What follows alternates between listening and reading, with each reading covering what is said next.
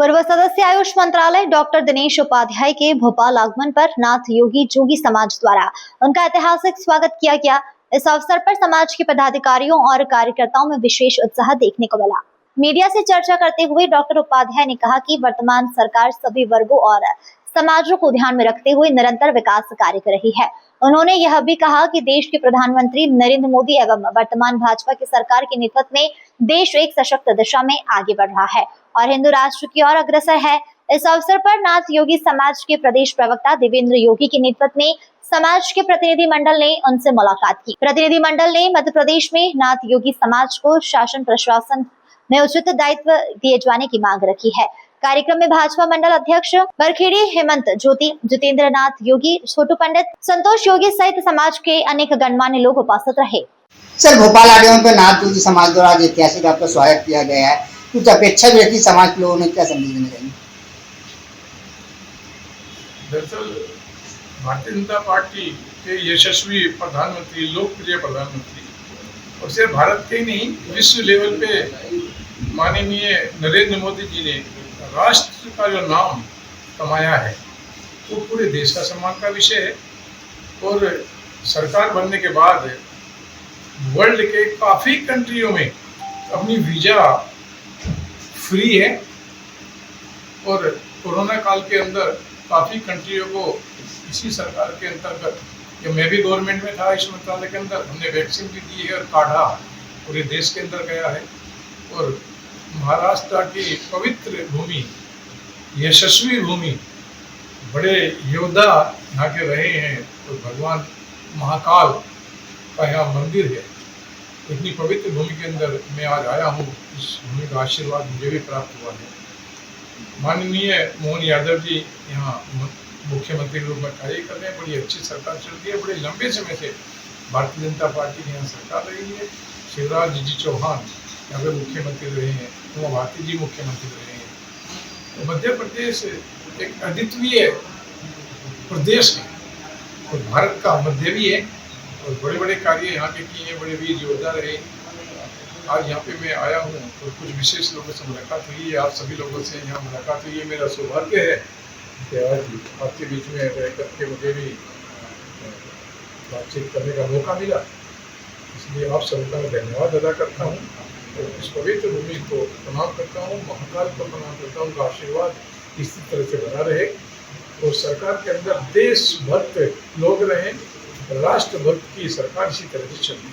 Sir, नाथ प्रतिनिधि मंडल आज आपसे मुलाकात की, उन्होंने कुछ अपेक्षा भी रखी है कि आने वाले समय में उनसे बड़ी सौगात मिलेगी पार्टी में, कहा कर रहे हैं। अपेक्षाएं करनी चाहिए, अच्छी बात है, लेकिन जितना ये समाज है कार्य करता है। अभी मैं नेपाल में गया था। नेपाल में एक मृग स्थली है जहाँ गुरु गोरखनाथ जी का चिमटा आज भी रखा है।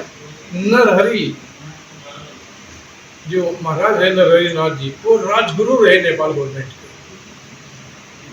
और वहाँ पे उनकी भी प्रतिमा लगी है। वहाँ पे भी मैंने जाकर के वीडियो बनाई थी एक देश के अंदर। नाथ संप्रदाय के जो लोग हैं इनको काम मिलना चाहिए, सरकार में भूमिका होनी चाहिए, स्टेट गवर्नमेंट में होनी चाहिए, केंद्र सरकार में होनी चाहिए। इसकी बात मैं भी दिल्ली जाकर के करूँगा। और यहाँ मध्य प्रदेश के अंदर में जो महत्वपूर्ण लोग हैं, इस बात को रखनी चाहिए कि इन लोगों का योगदान कहीं ना कहीं संगठन के अंदर, सरकार के अंदर हो, उस बात के लिए मैं प्रयास करूँगा। सरकार ने महिला बिल लेके आई थी, लेकिन विपक्ष ने उसको गिरा दिया। क्या लगता है, महिलाओं का सम्मान नहीं चाहता विपक्ष? दरअसल नारी शक्ति वंदनीय है। भारतीय जनता पार्टी इस बात के लिए हमेशा प्रयासरत रही है कि नारी को एमएलए का टिकट है, सांसद का टिकट है, मुख्यमंत्री, आज भारत की राष्ट्रपति वो बीजेपी का एक संदेश गया है और वो महिला समान जाति की नहीं है। न उनके पास किसी प्रकार की कोई धन बल, बाहुबल, बहुत बड़ी बिल्डिंग का बल या बहुत बड़ी राज सत्ता का बल हो, ऐसा नहीं है। फिर भी राष्ट्रपति माननीय प्रधानमंत्री जी का जो कार्य रहा है, उनकी चाय की दुकान थी और उनकी बैकग्राउंड आप अगर देखें तो बहुत बड़ा राजनीतिक बैक है नहीं। यह बहुत बड़े मजबूत रहे हों या धन संपन्न रहे, ऐसा कुछ नहीं है। संघ के प्रचारक थे और बड़े छोटे स्तर से उठ कर गए, लेकिन प्रधानमंत्री बने। बंगारू लक्ष्मण जी वाल्मीकि सुपुत्र थे, लेकिन भारतीय जनता पार्टी के राष्ट्रीय अध्यक्ष हैं। ऐसा किसी पार्टी के अंदर नहीं। इसलिए एकमात्र पार्टी भारतीय जनता पार्टी है कि जो ये कार्यकर्ता, मात्र छोटा कार्यकर्ता भी प्रधानमंत्री बन सकता है, राष्ट्रपति बन सकता है, राष्ट्रीय अध्यक्ष बन सकते हैं। वर्तमान में जो राष्ट्रीय अध्यक्ष हैं वो सोच भी नहीं सकता था कि ये राष्ट्रीय अध्यक्ष होंगे। कोई नाम नहीं सुना था, कल्पना नहीं की थी। जब राष्ट्रीय अध्यक्ष की बातचीत होती थी तो काफी नेताओं के नाम चले, अखबारों में छपे, हमने भी चर्चा की, शिवराज जी का भी नाम कई बार चर्चा में आया, लेकिन राष्ट्रीय अध्यक्ष जो बने इनके नाम को किसने विचार भी नहीं किया था।